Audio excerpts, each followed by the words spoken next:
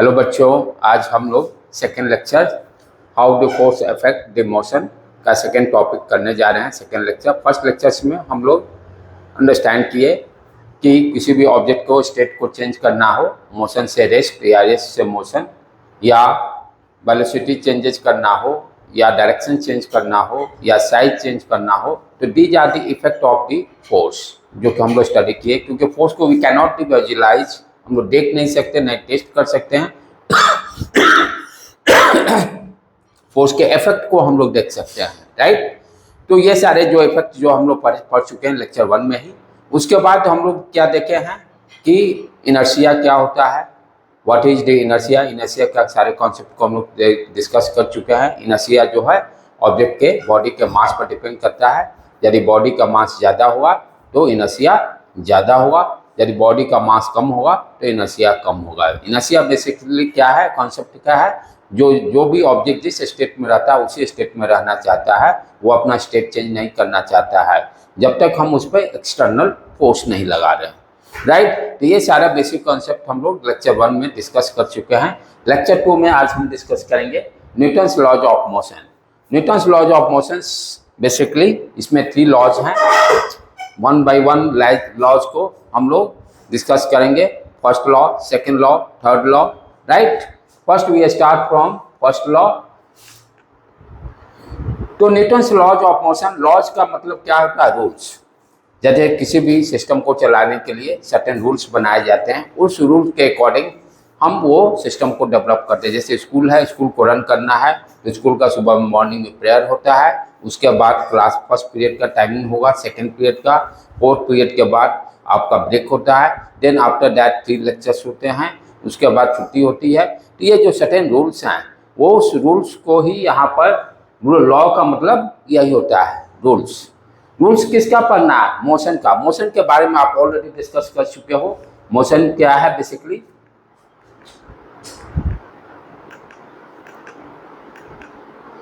तो मोशन हम लोग ऑलरेडी जानते हैं। मोशन क्या होता है, कोई भी ऑब्जेक्ट है कि टाइम के रेस्पेक्ट में उसका पोजीशन यदि चेंज हो रहा है तो हम क्या बोलते हैं, ऑब्जेक्ट वो मोशन में है। साथ में ये भी ध्यान देना जरूरी है कि reference frames that is important to define कि कोई भी ऑब्जेक्ट मोशन में है कि रेस्ट में है। रेफरेंस फ्रेम प्लस टाइम दोनों हम देखते हैं, राइट। तो Newton's study the idea on the force and motion and present 3 fundamental law. Newton साहब के जो आइडियाज हैं फोर्स के बारे में एंड मोशन के बारे में, तो उन्होंने 3 फंडामेंटल लॉ डेवलप किए हैं। These laws are known as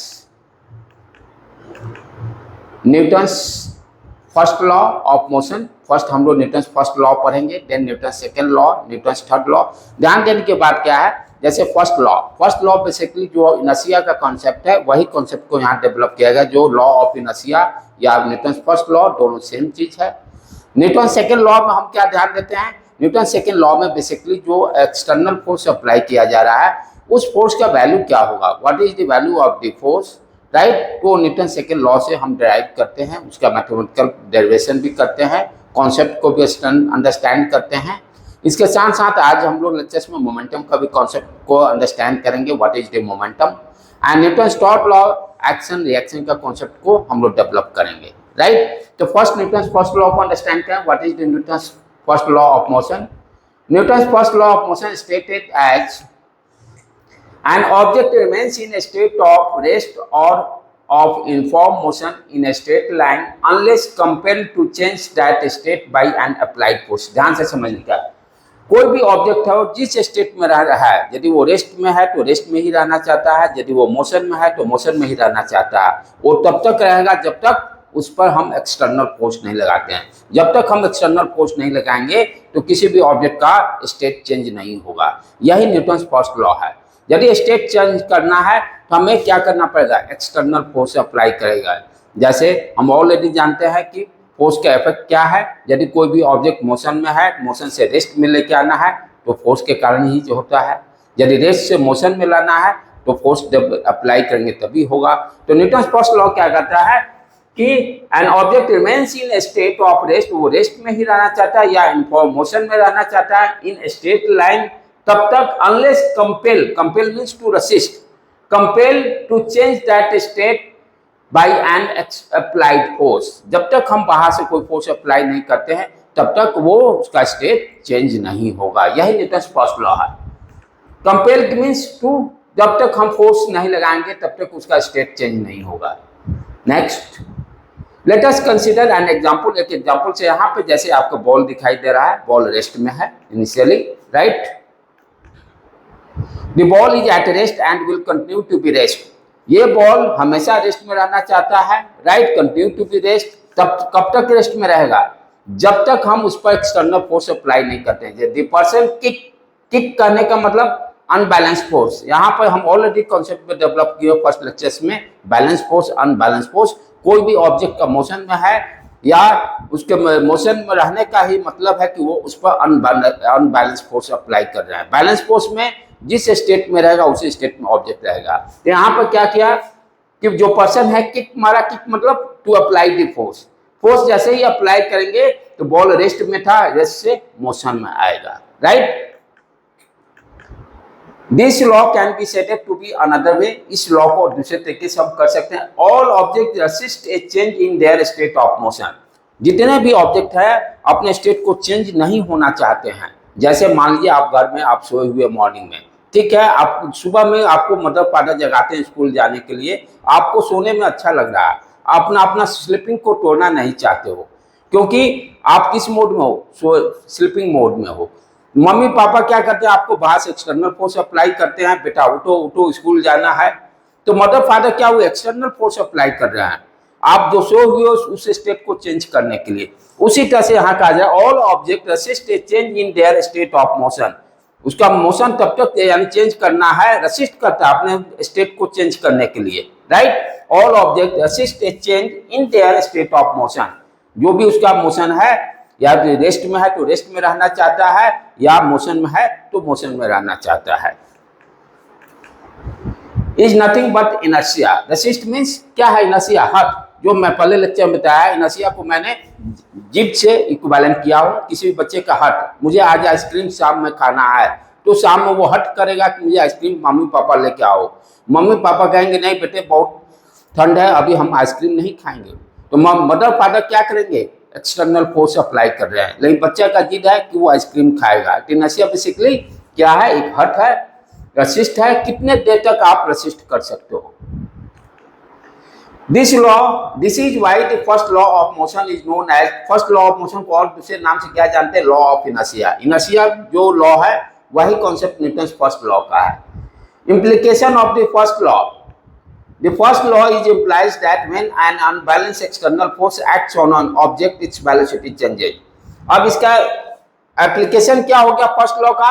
यदि किसी भी object, the first law implies that when an unbalanced external force, जब किसी भी ऑब्जेक्ट पे अनबैलेंस फोर्स अप्लाई करते हैं तो उसका वेलोसिटी चेंज होता है। जब किसी भी ऑब्जेक्ट पे अनबैलेंस फोर्स अप्लाई करते हैं तो उसका वेलोसिटी चेंज होगा। वो फर्स्ट लॉ का एप्लीकेशन हो गया। जैसे एक बहुत ही अच्छा एक्टिविटी अभी करने जा रहे हैं, इस एक्टिविटी से हम अंडरस्टैंड करेंगे what is the concept of the momentum, right. तो एक्टिविटी को आप ध्यान से समझिए, क्योंकि अब क्या करने जा रहे हैं हम लोग, सारे जो भी कॉन्सेप्ट सीख रहे हैं न्यूटन सेकेंड लॉ के लिए सीख रहे हैं, उसका प्लेटफॉर्म तैयार कर रहे हैं। लेकिन न्यूटन सेकेंड लॉ पहुंचने से पहले हमें उसके बेसिक कॉन्सेप्ट जो होंगे उसको पहले क्लियर करना पड़ेगा।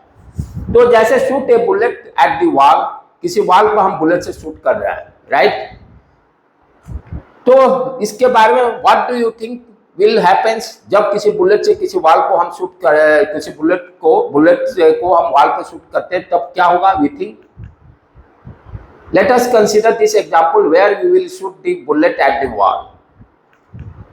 क्या हो रहा है? जब बुलेट को हम छोड़ रहे हैं किसी भी वॉल पे छोड़ रहे हैं, शूट कर रहे हैं, तो क्या हो रहा है? वॉल पे पेनिट्रेट कर रहा है, यानी वॉल के अंदर चला जा रहा है। Bullet will penetrate the wall. कहने का मतलब कि व्हाट यू अंडरस्टैंड, यदि किसी बुलेट को हम वॉल पर शूट कर रहे हैं तो वॉल को पेनिट्रेट कर रहा है। क्यों कर रहा है पेनिट्रेट? क्योंकि उसका स्पीड बहुत ज्यादा है, राइट। स्पीड बहुत ज्यादा है जिसके कारण वो वॉल को पेनिट्रेट कर रहा है। सेम एक्टिविटी को यदि हम हाथ से उस बुलेट को फेंक रहे हैं, हम क्या देखते हैं? बुलेट पेनिट्रेट नहीं कर रहा है। वाई? क्योंकि बुलेट का स्पीड जो होगा बहुत लेस है, जिसके कारण कि पेनिट्रेट नहीं कर रहा है। इट मीन्स किसी भी ऑब्जेक्ट को हाई स्पीड से यदि वो टकराता है तो उसका इम्पैक्ट ज्यादा होगा। जैसे कोई भी दो गाड़ी हैं, यदि वो दोनों हाई स्पीड से टकराते हैं तो उनका इम्पैक्ट बहुत ज्यादा होगा, उसका असर बहुत बुरा होगा। यदि लो स्पीड से कोई चीज टकराता है तो उसका इम्पैक्ट बहुत कम होगा, उस पर असर कम होगा। तो इम्पैक्ट वर्ड जो मैं यूज कर रहा हूं मीन्स कितना इफेक्ट कर रहा है, कितना नुकसान हो रहा है, राइट। अभी जैसे देखिए कि हाई यदि बुलेट को छोड़ते हैं, शूट करते हैं, तो हम क्या देख रहे हैं, वॉल को पेनिट्रेट कर रहा है, उसका इम्पैक्ट ज्यादा हो रहा है। यदि हम बुलेट को हाथ से फेंक रहे हैं तो वॉल पर को पेनिट्रेट नहीं कर रहा, उसका इम्पैक्ट बहुत कम हो रहा है। तो इम्पैक्ट बेसिकली वर्ड क्या है, उसको वन बाई वन उसको अंडरस्टैंड करते हैं। तो bullet will penetrate the wall. अब सेम एक्टिविटी को हम क्या कर रहे हैं कि थ्रो ए बुलेट, मास सेम है ऑन द वॉल। अब हाथ से उस बुलेट को छोड़ रहे हैं वॉल पर, क्या होगा, what will be happens, bullet will not penetrate. Bullet को हम क्या देते हैं, वो पेनिट्रेट नहीं कर रहा। क्यों नहीं कर रहा बेटे, क्योंकि बुलेट का स्पीड कम है, क्योंकि मैं हाथ से थ्रो कर रहा हूं, स्पीड कम होने के कारण वॉल पर उसका इम्पैक्ट कम पड़ रहा है, राइट। यदि बुलेट को हम शूट करते हैं तो उसका इम्पैक्ट ज्यादा है, क्योंकि स्पीड उसका ज्यादा है। जैसे कोई भी दो गाड़ी हाई स्पीड से टकराते हैं तो उसका इम्पैक्ट ज्यादा होगा। सिमिलरली उसी तरह से बुलेट को शूट करने पर वो दीवार को पेनिट्रेट कर रहा है। यदि कोई भी दो गाड़ी कम स्पीड से टकराते हैं तो उसका इम्पैक्ट कम होता है। सिमिलरली जैसे हम हाथ से बुलेट को छोड़ेंगे तो वॉल को पेनिट्रेट नहीं करेगा। It means speed is very important factor. Why, क्यों नहीं टकरा रहा है, क्योंकि स्पीड उसका बहुत कम है। Speed of the bullet is very less. Now impact जो वर्ड है बेसिकली इंग्लिश का जो इम्पैक्ट करने का मतलब कि टकराने के बाद कितना असर होगा, उस इम्पैक्ट को हम लोग मोमेंटम से इक्विवेलेंसी कर रहे हैं। इम्पैक्ट जब कोई भी दो चीजें टकराती हैं तो टकराने के बाद जो इम्पैक्ट होगा, जो असर होगा, उस असर को ही हम मोमेंटम कहते हैं। बच्चों को ये कॉन्सेप्ट क्लियर नहीं रहती है, सिंपली वो सोचते हैं momentum equal to mass into velocity. नहीं, मोमेंटम है क्या, बेसिकली कोई भी ऑब्जेक्ट जब दो टकराते हैं, कोलिजन करते हैं, टकराने के बाद जो इम्पैक्ट पड़ता है, जो असर पड़ेगा, उसी को मोमेंटम कहते हैं। तो जो वर्ड इम्पैक्ट है, इम्पैक्ट को हम मोमेंटम से लिंक करेंगे, राइट।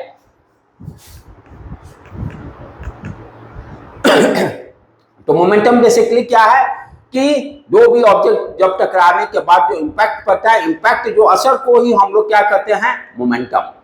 तो momentum of object is defined as a product of its mass and velocity. Momentum है क्या, मास और वेलोसिटी का प्रोडक्ट है। मोमेंटम है क्या, बेसिकली मास और वेलोसिटी का प्रोडक्ट है, right. Momentum equal to mass into velocity. Momentum है क्या, basically mass into velocity, right. Momentum को हम p से इंडिकेट कर रहे हैं, तो now we write p equal to m into v, right. Next p equal to mv। अब यहाँ ध्यान देने की बात है, v क्या है, वेलोसिटी है, वेक्टर क्वांटिटी है, तो मोमेंटम भी क्या होगा, वेक्टर क्वांटिटी होगा। यानी मोमेंटम का डायरेक्शन पे भी डिपेंड करेगा, उसका मैग्नीट्यूड भी होगा, क्योंकि momentum is a vector quantity. तो momentum is a vector quantity, so इसके मैग्नीट्यूड और डायरेक्शन दोनों होंगे। What is unit of the momentum, unit के निकालने के लिए फॉर्मूला एसआई यूनिट, मास का यूनिट किलोग्राम, वेलोसिटी का यूनिट किलोमीटर पर सेकेंड। तो यूनिट क्या हो गया मोमेंटम का, किलोग्राम मीटर पर सेकेंड एसआई यूनिट में। p equal to mv, unit कभी भी याद करने का नहीं है, हमेशा कैसे निकलता है उस पर फोकस कीजिए। मास का यूनिट किलोग्राम होता है, वेलोसिटी का यूनिट मीटर पर सेकेंड, तो मोमेंटम का यूनिट क्या होगा, किलोग्राम मीटर पर सेकेंड। सीजीएस यूनिट में क्या होगा, मोमेंटम का यूनिट ग्राम मीटर, मीटर की जगह पर सेंटीमीटर पर सेकेंड। तो फॉर्मूला के द्वारा ही आप फॉर्मूले को ध्यान में रखते हुए किसी भी फिजिकल क्वांटिटी को यूनिट बताते हैं। ध्यान देने की बात है, फिजिक्स में जो भी क्वांटिटी हम फिजिकल क्वांटिटी फर्स्ट लेक्चर में मैंने पहले चैप्टर में बताया, फर्स्ट चैप्टर 1 में, कि जो क्वांटिटी हम मेजर कर सकते हैं उसी को फिजिकल क्वांटिटी कहते हैं। यहाँ मोमेंटम भी क्या है, एक फिजिकल क्वांटिटी है।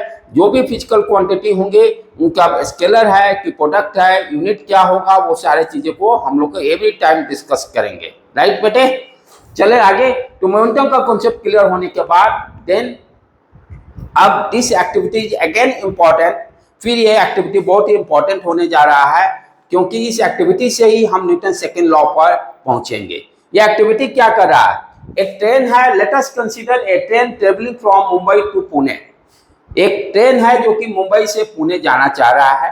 Right, next, initially the train is at rest, so initial velocity is 0। इस ट्रेन का इनिशियल वेलोसिटी 0 है। तो 0 होने का मतलब क्या कहेंगे, मोमेंटम उसका 0, p equal to mass into velocity. Velocity 0 होने का मतलब क्या होगा, इनिशियल मोमेंटम इस ट्रेन का 0 है। Next, as the train began to move it will gain a speed when force is exerted. जैसे इस पर हम फोर्स अप्लाई करते हैं तो सर्टेन टाइम के बाद इसका वेलोसिटी v हो जा रहा है। It means what is the momentum, m into v। Momentum इसका चेंज हो जा रहा है सर्टेन टाइम की। इनिशियली मोमेंटम क्या था, 0 था। सर्टेन टाइम के बाद मोमेंटम क्या हो गया, mv। यानी यहाँ पर हम क्या देख रहे हैं, यदि हम एक्सटर्नल फोर्स अप्लाई कर रहे हैं तो मोमेंटम चेंज हो रहा है। क्योंकि हम क्या जानते हैं, एक्सटर्नल फोर्स अप्लाई करने से स्टेट चेंज होता है। स्टेट चेंज होने का मतलब रेस्ट में जो है वो मोशन में आएगा, वेलोसिटी चेंज होगा। वेलोसिटी चेंज होगा तो वी कैन आल्सो से कि मोमेंटम भी चेंज होगा। तो अभी का लाइन क्या है समरी, कि कोई भी ऑब्जेक्ट है जिसका मोमेंटम चेंज हो कैसे करेगा, जब हम एक्सटर्नल फोर्स अप्लाई करेंगे। जैसे इस ट्रेन का इनिशियली मोमेंटम 0 था, सर्टेन टाइम के बाद इसका मोमेंटम mv हो गया। तो वो कैसे होगा, उस पर हम एक्सटर्नल फोर्स अप्लाई कर रहे हैं। राइट, तो this means there is a change in the momentum of the train. इसका मतलब क्या हो गया, ट्रेन का मोमेंटम चेंज होगा जब हम एक्सटर्नल फोर्स अप्लाई कर रहे हैं। दूसरा चीज इंपॉर्टेंट पॉइंट ध्यान देने की बात है, the change in momentum. Change in momentum जो है किस किस चीज पर डिपेंड, चेंज ऑफ मोमेंटम जो एक्सटर्नल फोर्स अप्लाई करेंगे तब करेगा। और चेंज ऑफ मोमेंटम किस चीज पर डिपेंड कर रहा है, कि किसी भी ऑब्जेक्ट का जो एक्सटर्नल फोर्स अप्लाई कर रहे हैं वो कितने देर तक अप्लाई कर रहे हैं। जैसे मान लीजिए कोई कार खड़ा है, ठीक है, वो स्टार्ट नहीं हो रहा है, तो 4 लोग मिलकर मान लीजिए 40 न्यूटन फोर्स चारों मिलकर लगाए, लगाकर फोर्स छोड़ दिए, कार तब भी स्टार्ट नहीं हुआ, उसका मोमेंटम चेंज नहीं हुआ। तो 4 न्यूटन फोर्स यदि सर्टेन टाइम पीरियड तक हम चारों मिलकर लगा रहे हैं तब उसका मोमेंटम चेंज हो गया, यानी कार स्टार्ट होने का मतलब सर्टेन वेलोसिटी अटेन किया। तो time is also important factor. किसी भी ऑब्जेक्ट का मोमेंटम चेंज करने के लिए जो एक्सटर्नल फोर्स लगा रहे हैं वो कितने देर तक लगा रहे हैं। राइट, तो now we can say that हम अब करने क्या जा रहे हैं, कि जो एक्सटर्नल फोर्स लगा रहे हैं that is directly proportional to rate of change of momentum. किस रेट से हम मोमेंटम चेंज कर रहे हैं, यानी यूनिट टाइम में कितना चेंज इन मोमेंटम हो रहा है, वही एक्सटर्नल फोर्स है। यही न्यूटन सेकंड लॉ है, इसी को न्यूटन सेकंड लॉ कहते हैं। तो न्यूटन सेकंड लॉ को समझने के लिए हमें क्या पढ़ना पड़ेगा, पहले मोमेंटम को कॉन्सेप्ट को अंडरस्टैंड करना पड़ेगा। चेंज इन मोमेंटम क्या होता है उसको अंडरस्टैंड करना पड़ेगा। जब तक मोमेंटम नहीं समझेगा आप न्यूटन सेकंड लॉ को नहीं समझ सकते हैं। तो मोमेंटम बेसिकली क्या है, इम्पैक्ट है। जब कोई भी दो बॉडी टकराते हैं, कोलिजन करते हैं, तो व्हाट इज द इम्पैक्ट, कितना असर पड़ा। राइट, तो आगे बढ़े हम लोग, जब इस कॉन्सेप्ट को क्लियर करें तो now we come to Newton second law. Hence, it can be concluded that the force necessary to change the momentum of object depends on time rate। किस रेट, कितने टाइम तक वो मोमेंटम, कितने external force लग रहा है, at which the momentum is changed। यहाँ क्या कर रहा है, hence it can be concluded that the force necessary to, जो फोर्स अप्लाई कर रहे हैं, necessary to change the momentum of object, जो मोमेंटम चेंज हो रहा है, टाइम पर भी डिपेंड करेगा कि वो फोर्स कितने देर तक लगाया जा रहा है। तो चेंज इन मोमेंटम जो है अब एक्सटर्नल फोर्स प्लस वो एक्सटर्नल फोर्स कितने देर तक अप्लाई करना है, इन दोनों फैक्टर पर डिपेंड करेगा।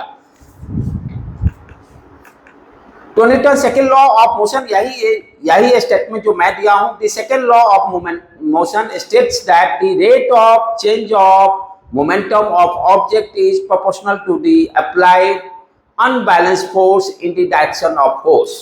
न्यूटन सेकंड लॉ क्या कर रहा है, ध्यान से समझिए। Rate of change of momentum, rate of change of momentum क्या हुआ, change in momentum in unit time, that is directly proportional to external force. Is directly proportional to the applied external force. यहां पर किस तरह का force apply करेंगे? Unbalance force apply करेंगे। Unbalance force in the direction of the force, force के direction में, right. यही न्यूटन सेकंड लॉ करता है। न्यूटन सेकंड लॉ क्या हो गया? Rate of change of momentum, rate of change of momentum is directly proportional to the external या unbalance force. If one quantity is increases, proportionality का मतलब क्या होता है? If one quantity increases, the other quantity also increases accordingly। ये अब इस statement से हम अब मैथमेटिकल फॉर्मूला की तरफ डिराइव करेंगे। Now mathematical derivation, that is very very important. Derivation exam में पूछता है। डेरिवेशन के कॉन्सेप्ट जब तक क्लियर नहीं हुआ तब तक आप प्रॉब्लम भी नहीं सॉल्व कर सकते हो। यानी न्यूटन सेकंड लॉ जो हम बाद में लास्ट में पढ़ेंगे, force equal to mass into acceleration होता है, उसका डेरिवेशन कैसे है उस चीज को हम अंडरस्टैंडिंग करने जा रहे हैं, राइट बेटे। Late us consider an object of mass m moving with an initial velocity u along a straight line. जैसे ये कोई भी ऑब्जेक्ट है, जैसे ये बॉल है, मास m है, इसका इनिशियल वेलोसिटी u है, राइट। मास m दिया हुआ है, इनिशियल वेलोसिटी u दिया गया है। अब इस पर क्या कर रहे हैं? एक कांस्टेंट फोर्स अप्लाई कर रहे हैं फॉर टाइम t समय तक इस पर एक कांस्टेंट फोर्स हम लोग अप्लाई कर रहे हैं। तो कांस्टेंट फोर्स अप्लाई करने के कारण क्या होगा? इस बॉल की नाउ वेलोसिटी v हो गया, राइट बेटे। अब इस चीज को हम सारे जो अभी एक्टिविटी देखे उसको लिखते जाते हैं। तो इनिशियल मोमेंटम क्या हो गया? p1, इनिशियल वेलोसिटी u है, initial momentum p equal to p1 equal to m into v, m into v या m u, सॉरी v हम लोग इनिशियल वेलोसिटी u लिए हैं तो m into u। Now second उसके बाद P2 हो गया final momentum. P2 equal to क्या होगा? m into v, initial momentum m into small u और फाइनल मोमेंटम क्या हो गया? m into v। अब नेक्स्ट क्या है? Rate of change of momentum. पहले चेंज ऑफ मोमेंटम निकालेंगे, final momentum minus initial momentum. तो change in momentum final minus initial, mp2 minus p1। Now we can write mv minus mu और m को common ले लेंगे तो v minus u। ये क्या निकला बेटे? Change in momentum. अब वर्ड क्या है? चेंज इन मोमेंटम से पहले rate, rate of change of momentum, यानी टाइम से इसको डिवाइड कर देंगे चेंज इन मोमेंटम को, तब क्या होगा मेरा word? Rate of change of momentum, ठीक है। तो next rate of change of momentum what is with respect to time? m bracket में v minus u divided by time. ये हो गया आपका मैथमेटिकल एक्सप्रेशन जो वर्ड में लिखा हुआ है। Rate of change of momentum is directly proportional to the mass, sorry directly proportional to the force. According to second law of motion, F is directly proportional to rate of change of momentum and m into small bracket में v minus u divided by t। यही जो word दिया हुआ था, जो statement दिया हुआ, उस स्टेटमेंट को हम लोग मैथमेटिकल फॉर्मूला में लिख रहे हैं। Force is directly proportional to rate of change of momentum. इस प्रोपोर्शनल को हटाने के लिए हम एक कांस्टेंट टर्म लेंगे, right. F equal to k m v minus u divided by t. और v minus u divided by t है क्या चीज? Basically v minus u divided by t acceleration. हम इक्वेशन ऑफ मोशन में पढ़े हुए हैं। v इक्वल टू क्या होता है? v equal to u plus a t. तो v minus u divided by t क्या हो गया? एक्सीलरेशन। तो ये पूरा टर्म को हम क्या करेंगे? m ब्रैकेट में v minus u divided by T को a से रिप्रेजेंट करेंगे और k के यहाँ पर क्या है? कांस्टेंट है, km into a। Now assume the value of the k equal to 1। assume करेंगे k का वैल्यू 1, तो now force equal to क्या हो जाएगा बेटे? एक जो हम रिप्रेजेंट किया है v minus u upon t। now if k equal to 1 तो force equal to mass into acceleration। इस तरह से हम न्यूटन सेकेंड लॉ को डिराइव किया है, राइट। तो आज के लेक्चर में हम लोग क्या क्या पढ़े, ध्यान से समझने का है। फर्स्ट ऑफ ऑल हम लोग कॉन्सेप्ट को क्लियर किए कि न्यूटन फर्स्ट लॉ क्या है, राइट। तो लॉ ऑफ इनर्शिया ही है। देन उसके बाद न्यूटन सेकेंड लॉ को समझने के लिए मोमेंटम को कॉन्सेप्ट को अंडरस्टैंड किए। देन न्यूटन सेकेंड लॉ का डेरिवेशन को डिराइव किए। तो आज का लेक्चर यहीं पर रखते बेटे। Thank you to all.